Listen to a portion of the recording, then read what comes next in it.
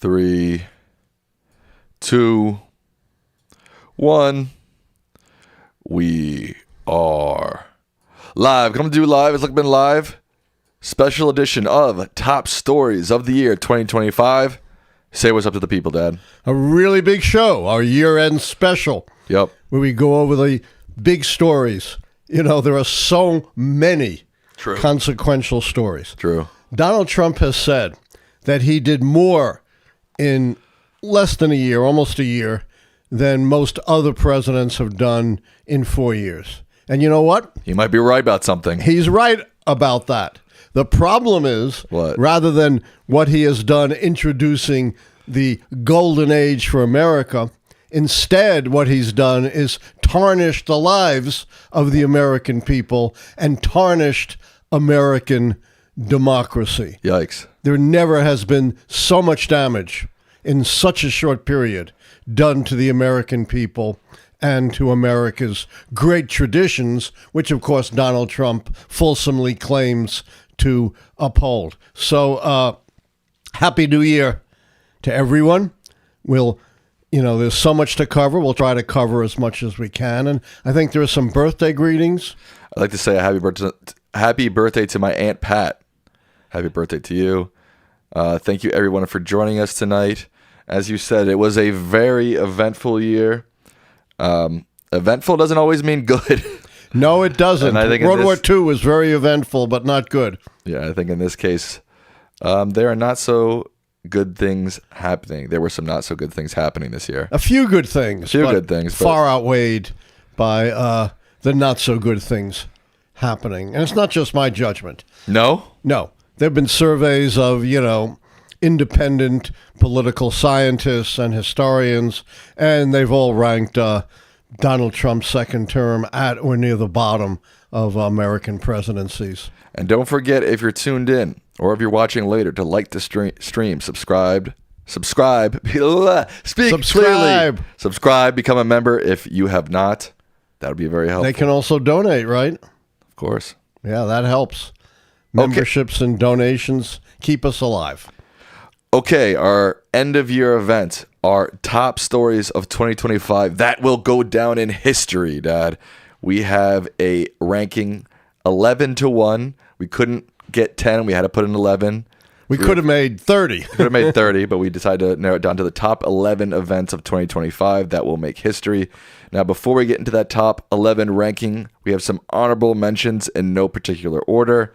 Signalgate, the gerrymandering war, the big quote-unquote beautiful bill, climate change efforts halted or reversed, war on law firms, LA fires, Trump's political prosecutions, and the destruction of the East Wing. Wow, that's just the honorable mention. That by itself would be enough to create all kinds of severe problems for the country, leaving aside the other 11.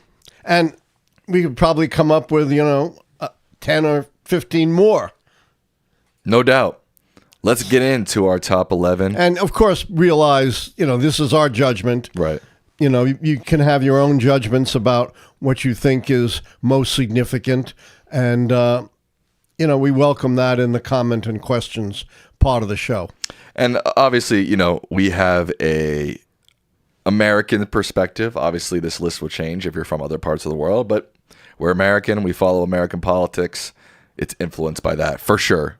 And there are elements that reverberate. There's an old saying, because of America's economic, political, and military power, America sneezes and the world catches a cold.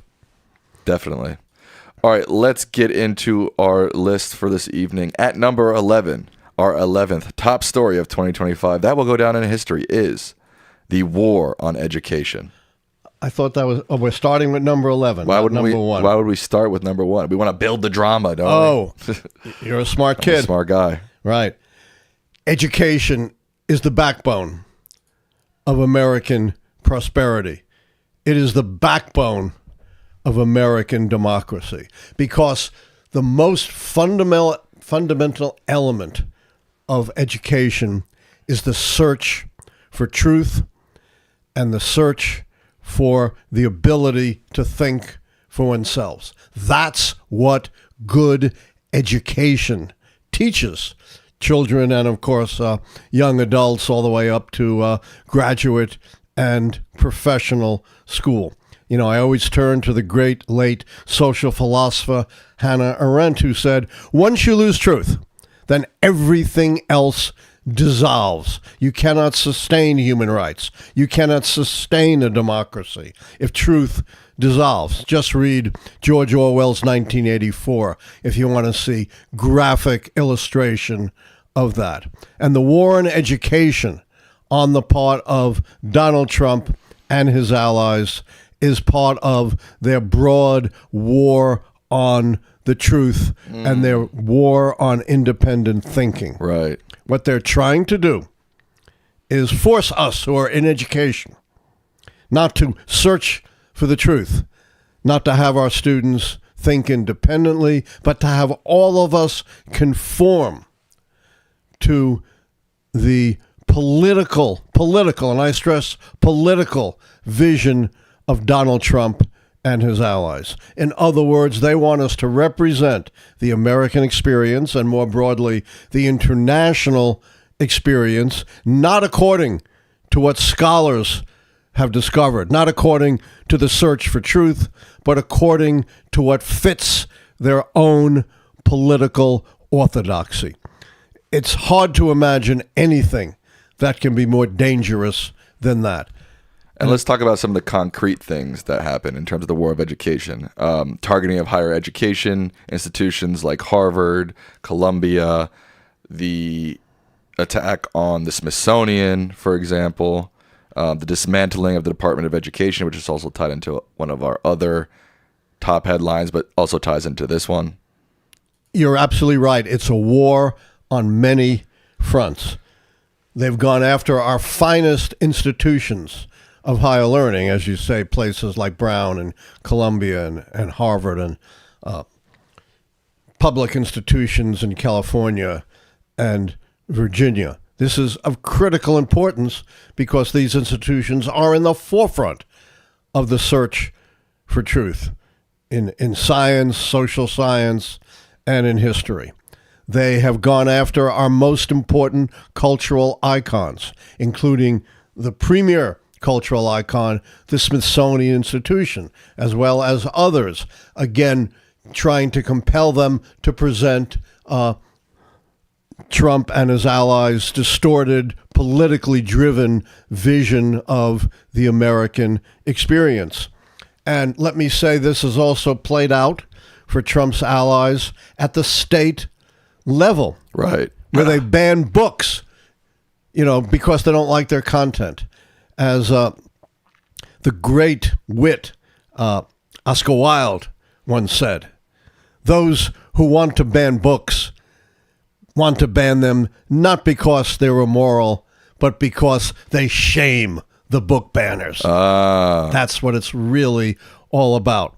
They have tried to ban the teaching that racial discrimination continues to be embedded in American practices and institutions, a finding that is almost universal among scholars. None of this is based on any scholarship.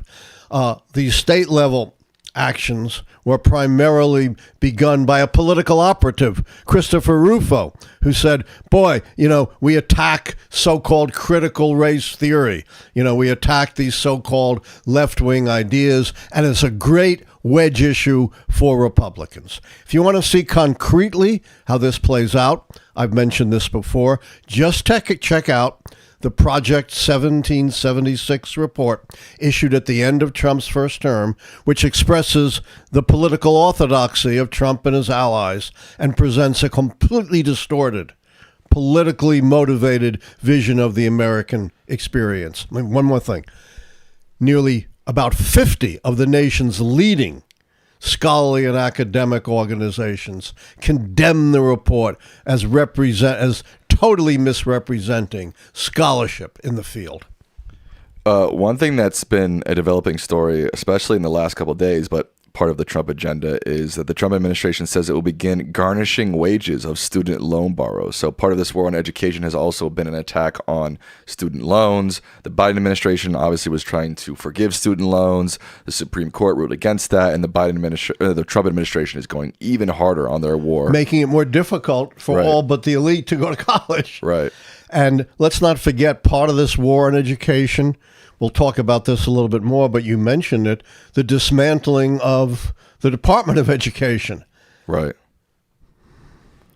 Our next topic for this evening, the 10th top story of the year that will go down in history, is anti-vaxxer RFK Jr. approved as head of Health and Human Services. RFK Jr. pulled off one of the greatest con jobs in the history of American politics. The guy had been an anti-vaccine crusader for decades. He had led the anti-vaccine movement, and yet somehow he bamboozled senators, including Senator Cassidy, a doctor who cast a critical vote in committee to move the nomination forward. Somehow, and I can't imagine how, he bamboozled them into believing, oh no, I'm not going to go after vaccines. And what has he done once he was installed in power? A lot of bad stuff. Yes. Firing critical health advisors and officials, replacing them with quacks, incompetents, anti-vaccine advocates, totally ignoring or distorting science, and vigorously promoting his anti-vaccine agenda, particularly for children, but for all of us. And he's also prompted Trump to make these strange claims and putting warning labels on Tylenol. He's done immense damage to the National Institutes of Health as well. Cut back research. Right, funding, warnings. There has never been, in the modern history of the United States, a cabinet member who has posed such an enormous peril to the health and well-being of the American people, to no end. There's no plus on this, Sam. This isn't a matter of weighing the pluses and the minuses. There are only minuses here, and huge minuses. There are three things that in the last 150 years or so have moved life expectancy up some 40 years. Antibiotics, sanitation and hygiene practice, and vaccines. And RFK Jr. has taken aim on vaccines to no end, not based on any competent science, only based on his own biases and prejudices and quack views. And we're all suffering for it. And it is a crying shame. And Senator Cassidy, you will go down in infamy because you knew that people in confirmation hearings can say anything and it means nothing. And you ignored his decades of anti-vax activism. And now you're complaining and yelling when it's all too late. You know, there's an old saying, it's not just the evil people who wreak destruction on the world. It's the good people who don't do enough to stop them. And I'm counting you, Senator Cassidy, as one of the good people who sadly failed at his critical moment of truth. Not only that, but we've also seen measles outbreaks since his... Unprecedented in modern history for the U.S. Measles were eradicated. And I wouldn't be surprised, in the next few years to see all kinds of outbreaks. All right, folks, our next topic, the 9th top story of the year that will go down in history is, and this is sort of an ongoing story as we speak, rising tensions with Venezuela, as well as strikes on alleged Venezuelan drug smuggling boats. Let me say first broadly, before I get into some of the details, what Trump is doing in attacking the supposed drug smuggling boats, and now seizing tankers on the high seas. And we just heard, did we not, that they launched an attack on the mainland of Venezuela. Is this what he promised he would do when he was campaigning, Sam? No. It's just the opposite. He said he would avoid all these feckless democratic adventures abroad. And he's doing just the opposite. And it's much worse than that.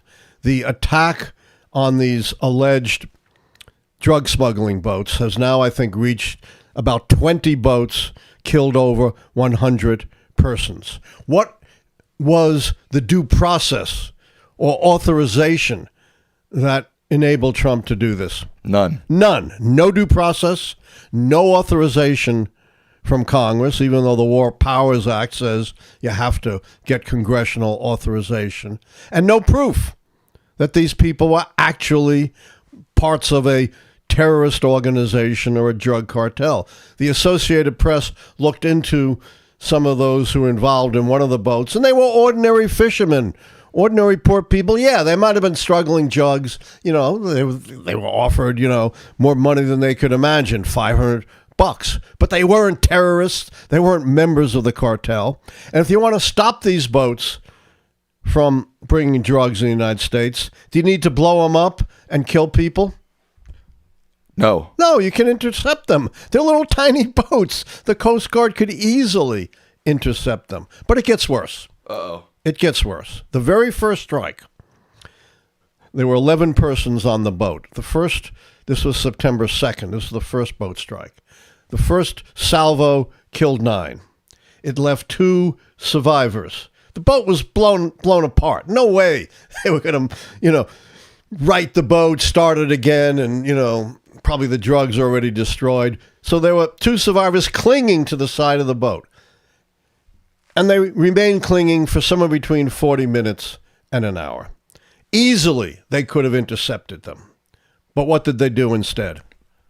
Dropped another bomb and killed them. That, presuming that this was legitimate war. Let's give them the benefit of the doubt for a moment, because if it wasn't, that was murder. It's a clear war crime established by the precedent of the Peleus trial during World War II, when a submarine sank a British transport. That was not a war crime, but the commander and others executed most of the survivors who, like the 2 men in the boat, were clinging to wreckage and rafts. They were later captured by the British. They were tried. They were found guilty of a war crime. You cannot execute survivors who pose no threat. And you know what? The crime was considered serious enough that 3 of them were sentenced to death and executed, and the other 2 were sentenced to long-term prison. No different. And of course, after Donald Trump said, I have no problem releasing the video, he then claimed he didn't say it, even though he was right on video. What did Pete Hegseth do? Didn't refuse to release it, even though there's no national security involved here in showing the blowing up of the 2 survivors. This is the same guy who now invokes national security, Pete Hegseth, who put detailed war plans, right, Sam, on that unsecured, what's it called? Signal gate, in advance of the attack, actually broadcasting the methods and timing and ordinance of the attack. That was a very serious breach that could have resulted in American casualties. But this is all after the fact. And the hypocrisy, I've said this before, the word hypocrisy is no longer adequate. We need a new word. I think someone came up with something, but I don't remember exactly what it was. It was pretty good. It was like hyper hypocrisy or something? Yeah, something like that. We also forgot to mention in our honorable mentions, we were talking about this earlier, but I forgot to write it down, were strikes in Iran earlier this year and the recent strikes in Nigeria. And strikes in Syria. So again things that Donald Trump said, it's kind of stuff Democrats do, but I'll never do it. Right. All right. Our next story of 2025 that we believe will go down in history, number 8 on our list, is the Epstein files released. Yes, we've spent a lot of time discussing the Epstein files, the material of this horrible sex trafficker and pedophile, along with his accomplice, Ghislaine Maxwell, who somehow is favored by the Trump administration, even though she is a horrific pedophile and sex trafficker, sentenced to 20 years in prison. They moved her without authorization to a prison farm. She's apparently, living the high life, getting all kinds of special privileges. Just incredible. And by the way, while Trump is, on his high horse about this drug trafficking, he has pardoned some of the most notorious drug traffickers in modern history. And overall, according to reports, has pardoned close to 100 drug traffickers. Again, the word hypocrisy is not enough. And of course, they promised we're going to release there was a big issue for Trump in his campaign, right? We're going to put out the Epstein files. But once he was in power, of course, oh no, they're a Democratic hoax. We can't do it. And he and Tody Johnson, his man in the House, did everything in their power to try to prevent the release of the Epstein files. They only turned around when they realized they couldn't stop it. And they would look really bad if they tried to stop the unstoppable. Well, they were supposed to release it all within 30 days. Did they? No. Not even close. They're now talking about a billion more files to be released. Right. The released word we're using here is being used loosely because the release was a fiasco. Again, a major part of this whole Epstein file story of the year. Total fiasco. 10% maybe of the material. And of course, who did they focus on in the first round? Bill Clinton, who hasn't been in power for 25 years. Almost nothing on Trump. And the one photo I think they had of Trump, they took down, although after a big backlash, they restored it. It was only the second set of files that had some very significant material on Donald Trump. But again, they tried to cover it up. What did they say? Oh, everything about Trump here is a lie. And it's lie, it's false. And they only established that one out of dozens of mentions of Trump was false. Nothing else was proven to be false. And I think one of the bigger stories related to this story is that this seems to be the first thing that's maybe cracking MAGA a little bit. We've seen Marjorie Taylor Greene now completely crack off of MAGA. We've seen some right-wing online influencers. Boebert, the other extreme right-winger in the House. Who? Lauren Boebert. Boebert, yeah. And that's a massive story within itself. Nancy Mace, another one. Yeah, but it seems to all be tied to the Epstein files. And man, like you've called it, it's his Freddy Krueger or Jason. The nightmare, right? Yeah. Jason. Freddy Krueger, you can't kill him. You can't stop this Epstein stuff. And overwhelmingly, the polls show the American people believe that Trump has something to hide. And get this, a plurality thinks he was somehow involved in some kind of criminal activity. Yeah, and I think this is going to be a story that will leak into 2026. Again, because of the botched release, they're still going to release stuff into 2026, and it's going to be a story into 2026. It could be months before they fully release it. Right. It's definitely, we know for sure it's leaking into 2026. Right. Because we're at the end of 2025, and they said it'll be weeks. And who knows if it's really going to be weeks and not months. Good point, Dad. Our number 7 story of the year that will go down in history is an American Pope. Wow. First American Pope. Really extraordinary. And, I never heard of him beforehand, had you? No. But early indications are he's a really good guy. Who actually believes in human rights, who believes in keeping the peace, who is against, demonizing people based on their race or their ethnicity or their religion. And he seems to be a very fitting successor to Pope Francis, who was himself somewhat outspoken on progressive issues. So I think this is something that every American and everyone around the world who cares about human rights, who cares about fairness and justice, ought to welcome with open arms. And I think a pretty big story, again, within this story is that this American Pope has been pretty clearly criticizing the Trump administration as well. Absolutely, because Trump administration is against everything I just mentioned that he stands for. Exactly so, Sam. Good point. Yep. All right, let's move on to the next one. And before we move on, don't forget to like the stream. There are 200 likes, 500 people watching. Don't forget to subscribe if you're not subscribed. Our sixth. Before we get to that, let me piggyback on what you said. Oh. We had a special membership drive last week, and we're very gratified to say it was a great success. What do we have? 240 new members? I think so, yeah. Something along those lines. But you can still become a member. Just because the drive is over doesn't mean we still aren't very, very concerned to get new members. You can still become a member, and you can still gift memberships. Just wanted to remind everyone of that. Our sixth top story of the year is the DOGE cuts and federal agencies dismantled. Imagine this. Someone who is an immigrant in the Trump world. Is Trump very positive about immigrants? Well, white South Africans. But just an immigrant in general. No, he's an immigrant. He has not been officially appointed to any position. He is not an officer of the United States. He has not been vetted by the U.S. Senate, by the FBI, or by anyone else. And he has massive conflicts of interest because of his far-flung business interests as the richest man in the world. This would be the last person, Sam, you would imagine that you would give carte blanche to take a chainsaw and fire people and dismantle parts of the government.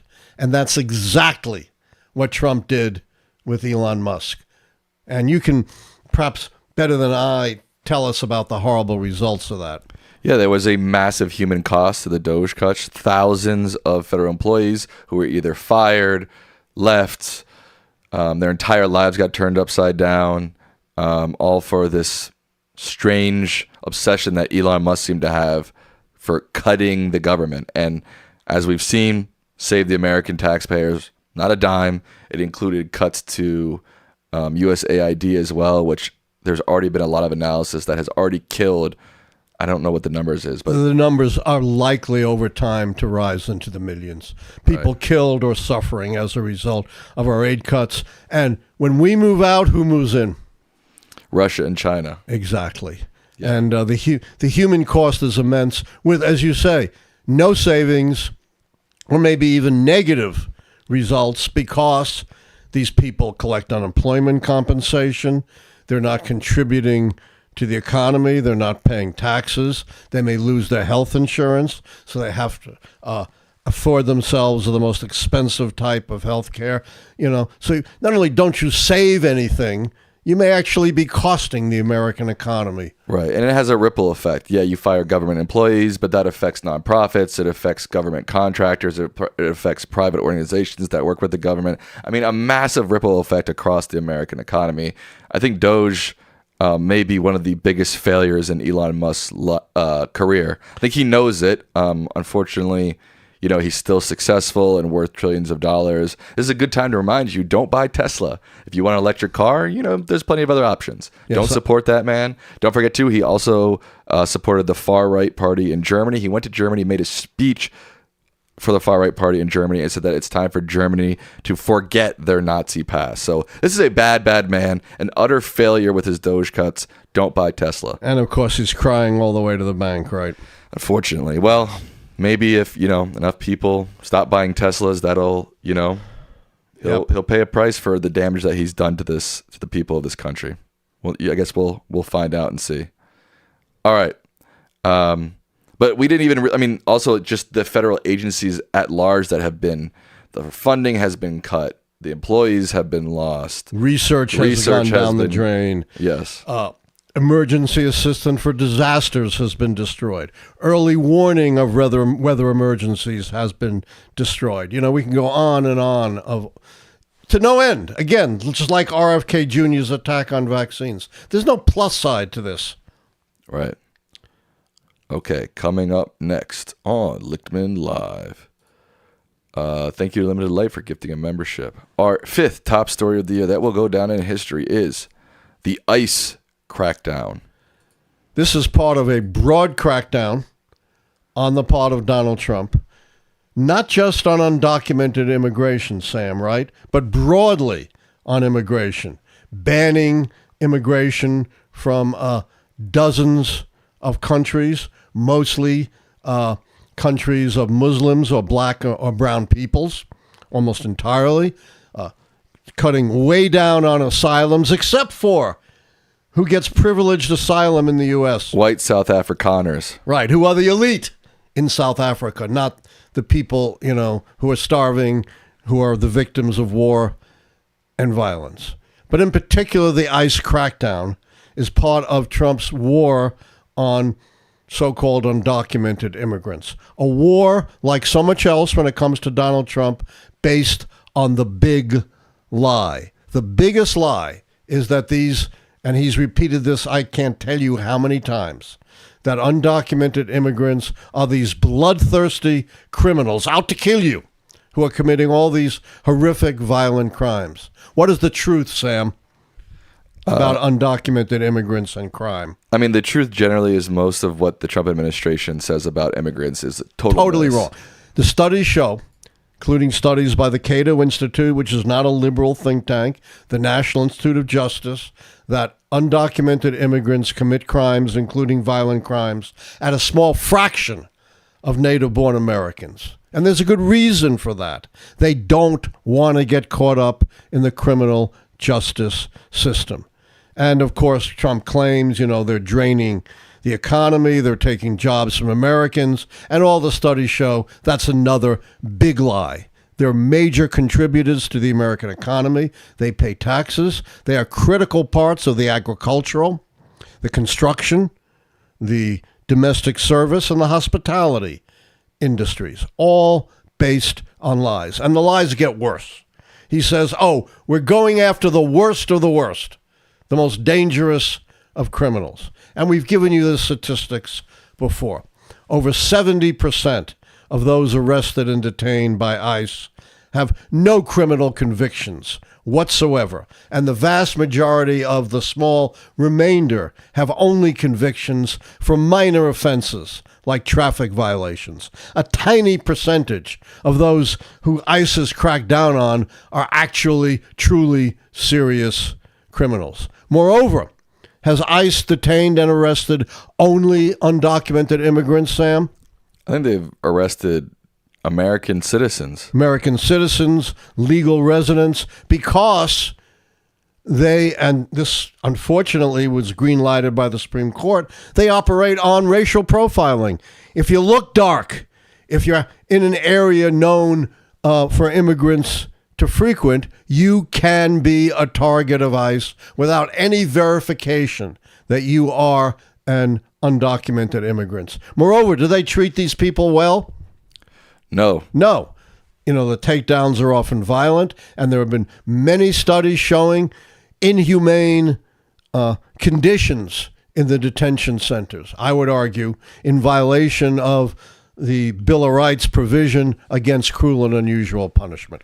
And within this story were also sort of major sub-stories within this. The Sicote stories, the prison in El Salvador, the Kilmar Abrego Garcia story, which, targeting this guy, first sending him to El Salvador against the court order, continuing to target him, defaming him as a dangerous terrorist without any proof. And the big, beautiful bill, one of our honorable mentions this year, has given ICE a massive, massive budget that's going to roll into 2026. So this ICE crackdown is probably, again, a story that's going to continue into 2026. Get worse. And probably get worse. They're going to this basically is Donald Trump's goon squad.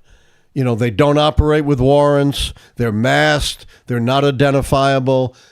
Basically they can do anything they want. And they've been known to lie. When they're caught doing something illicit or illegal, they just lie. All right. Coming up next, our fourth top story of 2025 that will go down in history is the domestic deployment of the National Guard. This is without precedent in American history. There is something called the Posse Comitatus Act, passed in the late 19th to mid-19th century after the Civil War, which says you cannot use the military for domestic law enforcement. There are exceptions, though, and one of the exceptions is if local law enforcement requests the National Guard because things are getting so out of hand that they can't deal with it. This was an example in the 1992 riots in Los Angeles when the mayor and the governor requested National Guard presence. There was also another example when in the 1960s, local officials in the South were defying federal court orders. None of that applies here.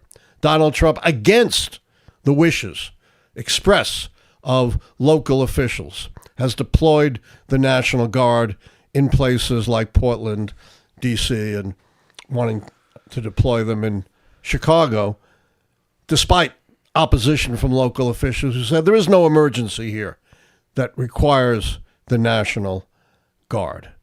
This is an unprecedented, incredibly dangerous expansion of presidential power, and we know the use of military force is one of the hallmarks of any authoritarian government. There is a bit of good news here, Sam, from the Supreme Court. Did you follow that? Yes. What did the Supreme Court do in a rare rebuke of Trump? You tell him. They said that Trump is not authorized under current law to deploy the National Guard in Chicago. A very, very rare rebuke of Trump, but one clearly based upon established law and precedent. No doubt. One of the biggest stories of the year across the country: Los Angeles, Yes. Chicago, D.C., Portland. Yep. Now I just saw a report that said that this was the biggest. Let me just make sure I get Get the it right. terminology right. The U.S. murder rate is set for its biggest yearly drop ever. So the Trump administration is going to use their National Guard deployments as reasoning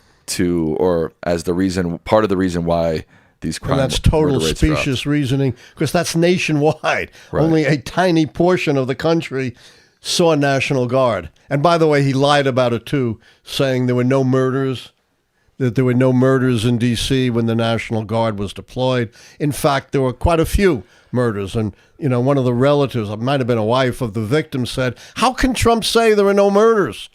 When my loved one was murdered." Right. All right, we are entering into our top 3 stories of the year of 2025. And at number 3 is ceasefire in Gaza.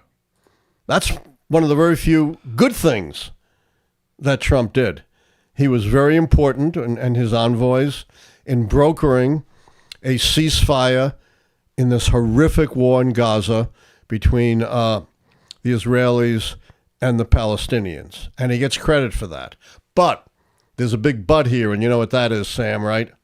It's been a pretty shaky ceasefire. It's been a very shaky ceasefire. It's not even really a ceasefire. It's sort of a dampening down of the firing. But what's much more important, that's just step 1.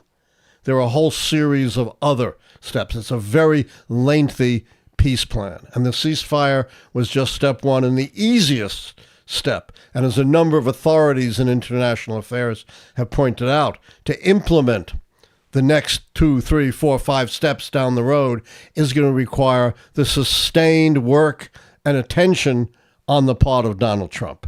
And it's really questionable whether he has the inclination or the ability to do that. But so far, it's a positive development, but it should not be overstated.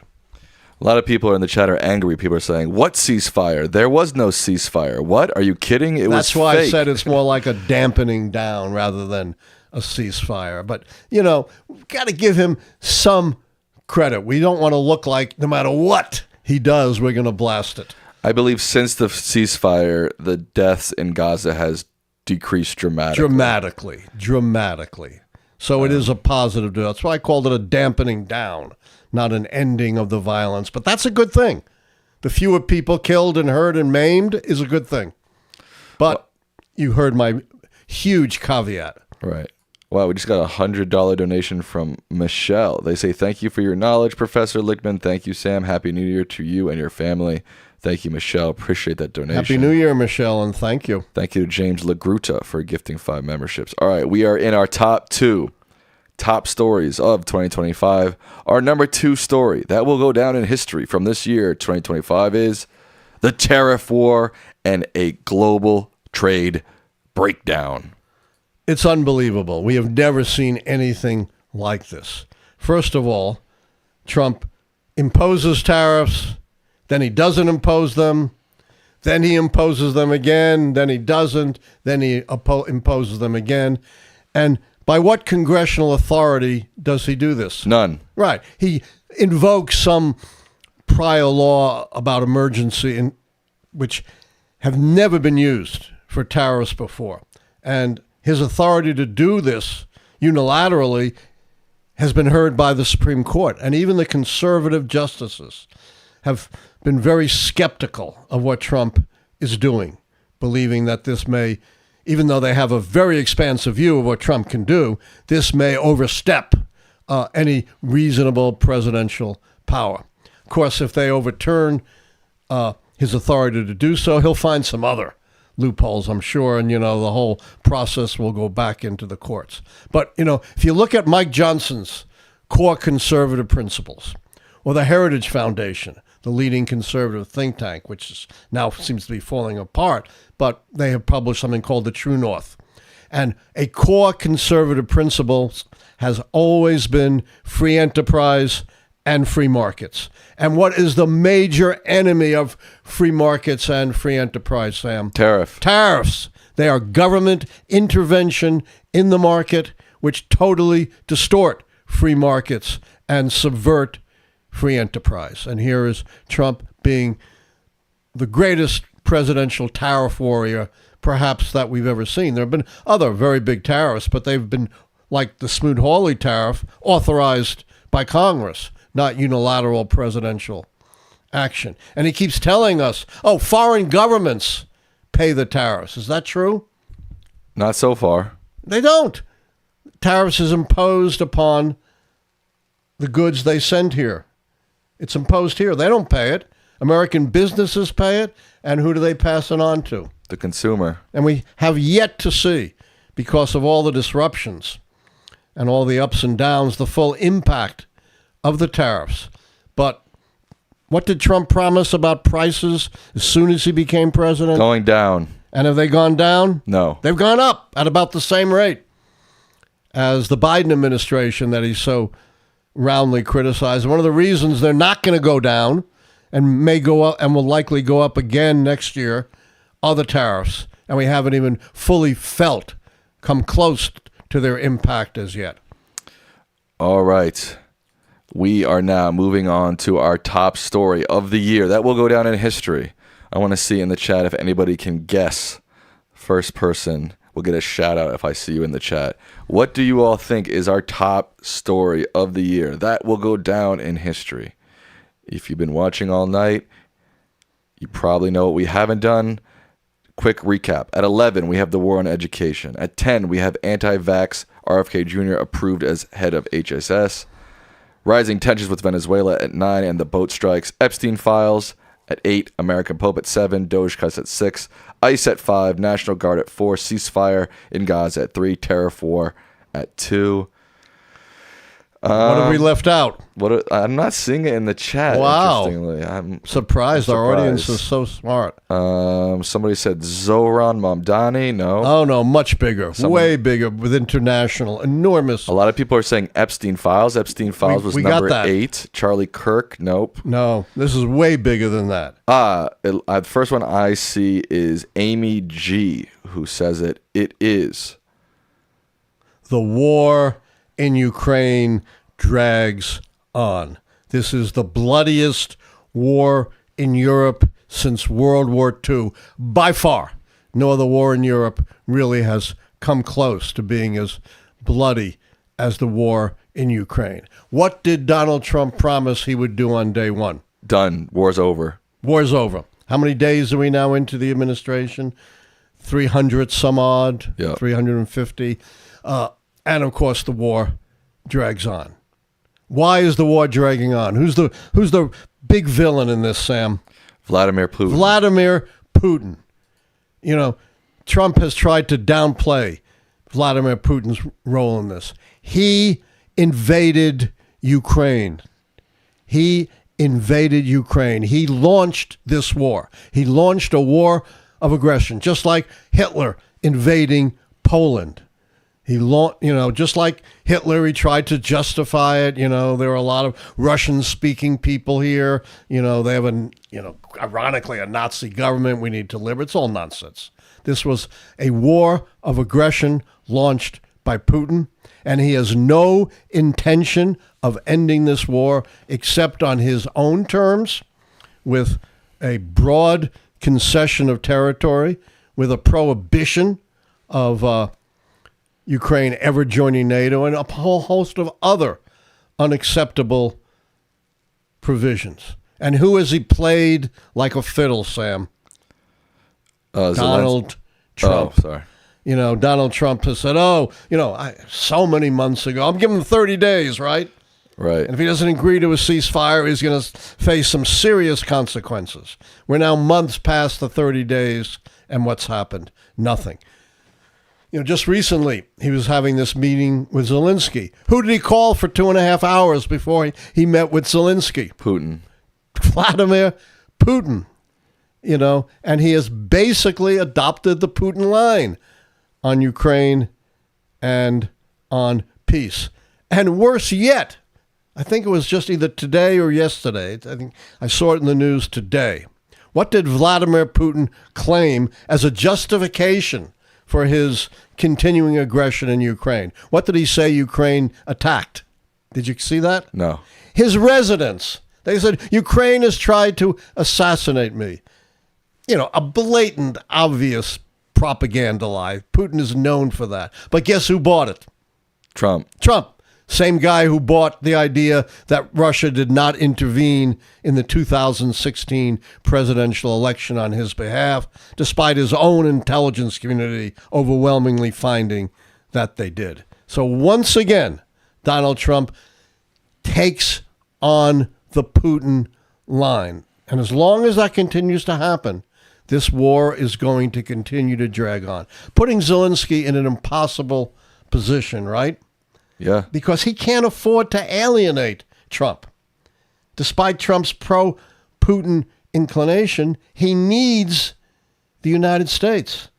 And, you know, what is Trump most sensitive to? Geopolitical calculation? No. Money and flattery. Right. Right? And so he's got to keep flattering Trump. And even though Zelensky is now in a totally impossible position. So rather than solving the war on day one, Trump has been complicit in making sure the war continues to drag on. Yeah, there are a couple big stories within this story, obviously, especially in the context of Trump. You had the explosive Vance-Trump-Zelensky meeting. You also had the Trump-Putin summit in Alaska, which was supposed to be peace, continuing quote-unquote peace talks with Putin, which have come up empty. In fact, fighting in Ukraine has ramped up. There's been recent reporting on more bombings in Kyiv. So the headline says it all. War in Ukraine drags on. This, again, will be a story that will be big again in 2026. Hopefully, the headline then will be peace. And let's not forget, the war in Ukraine doesn't just implicate Ukraine. If Putin prevails in Ukraine, is he going to say, that's all I want, I'm stopping? No. Putin has made it crystal clear he's not our friend. He wants to destroy and destabilize democracy wherever it can be found, including our NATO allies in Europe and the United States itself. Quick correction. Armand Anthony said that actually Love Alien 43 was the first one to get our top story of the year. Congratulations. All right, folks, those are our top stories of this year, the year 2025. I'm interested to hear, what's your top story of the year? Do you have your own ranking? Put them in the chat or put them in the comments of this video. We'd be interested to see what you all think are the top stories of the year. You agree, and Dad? Ask us any questions, of course. Right. But, join and donate. I think I need My soda. Okay. We have 600 people watching, only 300 likes. Let's try to get that up to 400 likes in the next couple of minutes. That'll be great. How many have joined? 6 new members. Nice. While we've been live. Thank you to those who gifted a membership or those who joined. I think they were all gifted memberships, so thank you to those folks. All right. Let's move on to the question portion of our show. Or should we do a quick recap? I kind of recapped before we did number 1. Go ahead. No, I recapped already. You recapped. I think we're good. Someone said the election of Donald Trump was the biggest story of the year. Well, that was last year. He was elected president this year. We thought about putting that in. We thought about putting the inauguration of Trump in, but it's tied into basically everything we talked about. So it's kind of covered. Kind of a moot point. Implicitly, at least. James Tyler says, Professor, how can the assassination of Charlie Kirk not be a big story? I never heard of an online political influencer being assassinated before. Oh, major influencers have been assassinated before in American history. Martin Luther King, of course, he's way beyond an influencer, but that is, or RFK, and there are others. But those are the most prominent examples. Absolutely, it could be included, but we didn't quite see it as having the same kind of broad national and international implications. But fair, absolutely. We could have included it. Can't include everything. Yeah, I think you said it right. It was definitely a big story. Did it have the same impact as, the war on education, which affects millions of Americans' lives, or an American Pope, which affects millions of Catholics across the globe? Billions. Yeah, billions. It just doesn't rise to that level. Yeah. But fair enough. Yeah. There are lots of other things, as we mentioned, we could have included. Someone also said longest shutdown in American history. Yep. But again, there was a shutdown with Trump 1. Does it rise? Yeah. Does it rise to the level of these other events? We didn't think so. But fair, as I said, there's no right or wrong here. These are all judgment issues. This is from one of our members, Boboy QC. They say, Professor Lichtman, to end the year on a positive note, what has been the most encouraging political development you've seen this year, either in the United States or internationally? The most encouraging development, I'll talk about the United States. 2 things. One, the Democratic victories in the 2025 election. In the regular elections for governor in New Jersey and Virginia, not only the Democrats win, but they won 10 points or more above expectations and poll numbers. We've also seen, for the first time, statewide victories for Public Service Commission in the state of Georgia. We've seen state legislative seats that were heavily Republican flipped. So I would say that is an extremely positive development. The other positive development is the American people not passively accepting what's happening to them from the Trump administration, but voting with their feet, getting out there in historic rallies like the No Kings rally.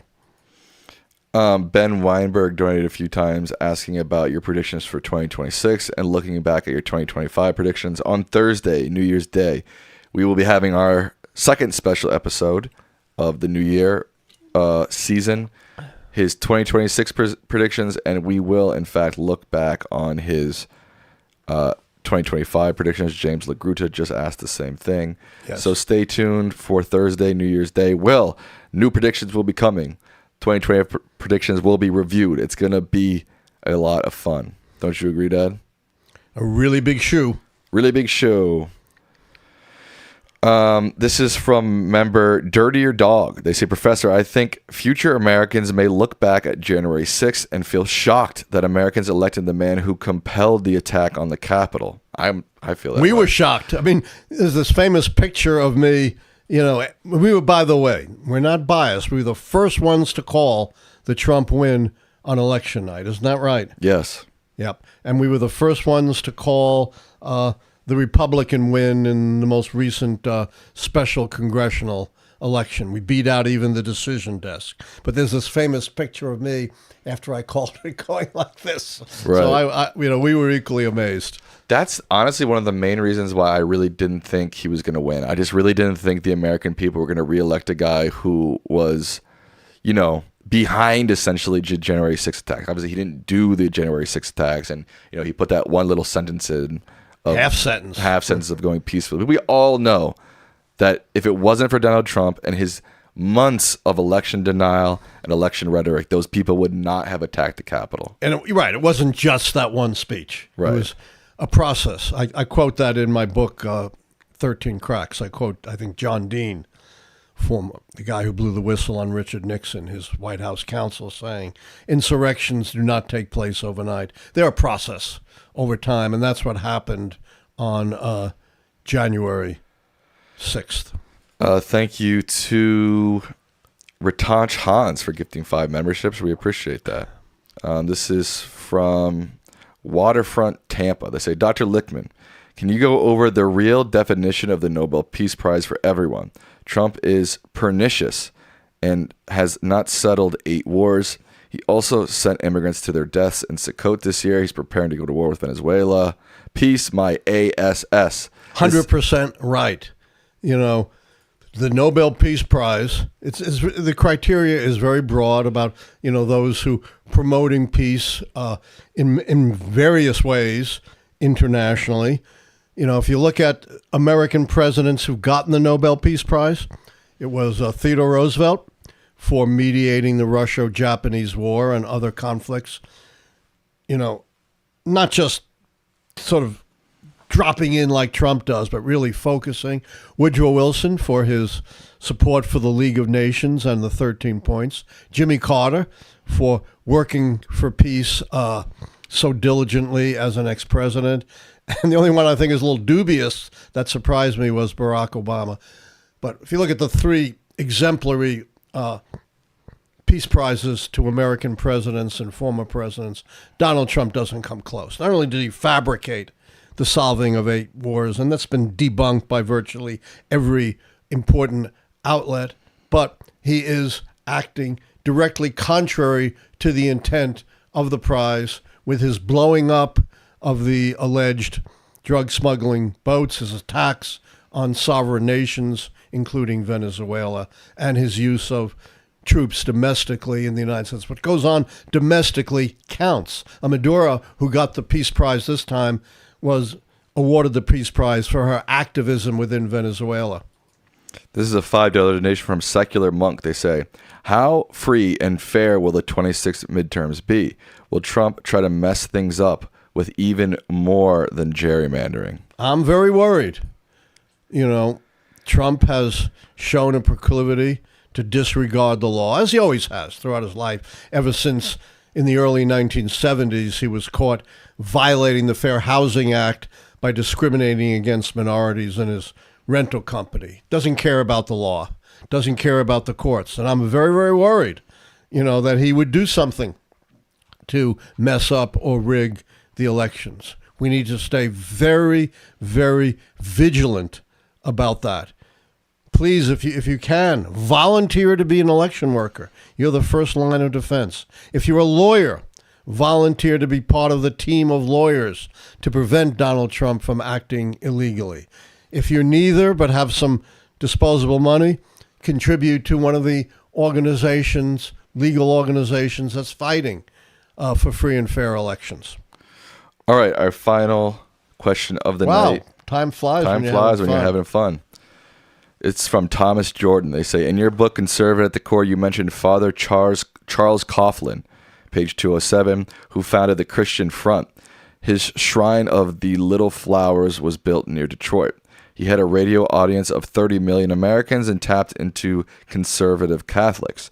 Isn't Trump parallel with his even greater audience and his mining of the vein of anti-Semitic fascism that has persisted in America by using the trappings of the evangelical right-wing movement? Wow, right. What a question. Of course, Father Coughlin was Catholic, and Trump's evangelical movement is primarily, but not entirely, Protestant. There's a very strong strain, as going back to Father Coughlin and before, of evangelical activism within the Catholic Church as well. And throughout most of its history, the Catholic Church has been a primary source of anti-Semitism and, of course, of misogyny. It's still an organization entirely run by men. I discussed this in Conservative at the Core. While they sort of pay verbal homage to women, women are basically assigned to doing the scut work, while men enjoy all the privileges and all the trappings of power. So absolutely. The reason I brought up Father Coughlin and other figures was precisely to show that Trump is not an aberration, but is the product of 100 years of conservative activism in the United States. All right, with that, we will wrap up Lichtman Live for the evening. Thank you all for being here. Don't forget to put your top stories of the year that you think will go down in history in the comments below. We'd be interested to see your take. Dad, what are your final words to the people tonight, one night before New Year's Eve? My most important final word is Happy New Year to everyone who is viewing or will view this show. And we can only hope for a better and brighter year in 2026, culminating in the critical midterms that year. So be sure to vote, get other people to vote, volunteer in your local community. Thank you all, and Happy New Year, and good night.